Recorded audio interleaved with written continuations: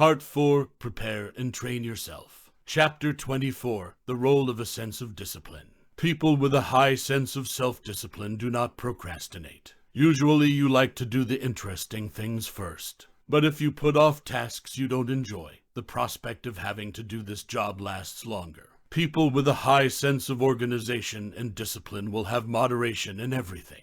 Have a diplomatic talent, know how to control, not impulsive. If you have a high sense of discipline, the more likely you are to become a democratic leader. In excitable situations, a sense of discipline must resist the temptation to speak impulsively. Practicing a sense of organization and discipline will be the foundation for you to handle difficult situations that everyone will encounter. Chapter 25, Am I Doing Well? If you think about success, you will seem successful, you will have more confidence, and the probability of success will be higher. To reinforce that confident attitude, it is necessary to gradually build up the small achievements that are the solid bricks for your larger successes. Be careful that the feeling of success turns into arrogance. You will probably make mistakes, but how you recognize and handle those mistakes is crucial to your growth. Be honest with yourself, know yourself, and try to act in harmony with your point of view. You should confess your weaknesses to yourself and find ways to overcome them.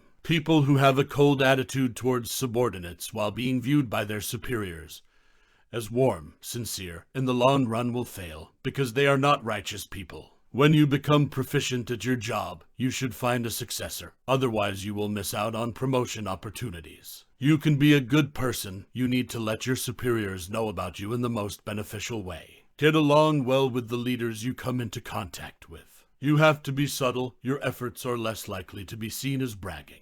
Doing good work and making the most of your benefits is one thing, but fooling someone into thinking you're doing a good job is another and will cause a lot of trouble. Words must go hand in hand with deeds. Chapter 26, Organize Your Own Time. Every morning, sitting at the table, you take out a list of things to do for the day in order of priority. Tasks that are completed cross a line. Those that have not been completed move to the next day's list. Jot down ideas that come to mind even when you wake up in the middle of the night. If you don't write down the idea, it will slip out of your memory. Every day, you need to schedule some time for yourself to think and reflect. It's so important to your inner self. Chapter 27, The Art of Writing. People who are not confident when writing or that they do not read much, do not have the pleasure of reading. They claim that watching television saves time than reading books, which does not stimulate your interest in writing. You can improve your writing skills by using your imagination. Writing to someone, you imagine that person reading your letter or talking to you. Writing notices for employees. You imagine during the break you talk to them about what you want to write. Writing a report to the director, you imagine he is an uncle who loves you very much and begins to write. You need to use correct spelling and grammar. It's not that difficult. A book of this kind is always there to help you. Chapter 28, Phone. There's no reason why you can't call or answer the phone yourself. Only when you are not at the office will an assistant or person in the office answer, and record calls for you to know. Try to make sure your voice over the phone is warm, friendly, and convincing. But don't be overly sweet as it will seem fake. Practicing the habit of smiling, expressing emotions when listening, and speaking on the phone will help you improve your voice a lot. Chapter 29, Spreading Rumors. Rumors can spread quickly. You can rely on this habit to send and receive news. If you have a good relationship with your employees, they will tell you what's going on. In fact, some people even want to be the first to let you know. You can transmit messages this way. Chapter 30, A Sense of Humor, a Reliable Friend. A sense of humor is valuable during stressful and busy times. It's good to have a good reputation, but it's not good to be the clown in the office. If you've never joked in the company, start slowly, or people will wonder. There is no reason to deny yourself and be too strict in life. Chapter 31, Managing, Participating, and Chairing Meetings. An effective meeting must be scheduled and sent to members several days in advance. New managers often give opinions on all issues. It doesn't have to be. Just say a few mature thoughts. Too quiet in the meeting is also not advisable. But consider the meeting place as a place to compete with each other. Managers at the same level are wrong. One way of training to be a chairperson is to watch people who are bad chairmen drag on boring meetings. If you join the council, don't be too shy.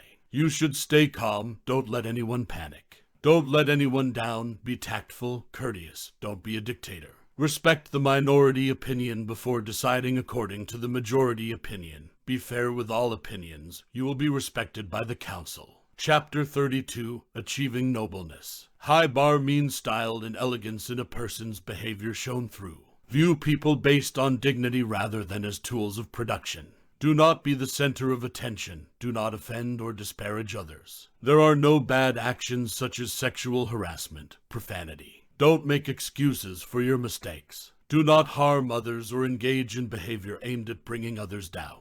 Always set a good example and keep your words in line with your actions. You should understand, a warm and friendly smile is very valuable. Chapter 33, The Role of Public Speaking in Your Profession. Although you can avoid talking to the outside public, you cannot avoid the collective of your department, of your company. In an internal meeting, at a farewell dinner, an employee in your department retires. You definitely have to express your opinion.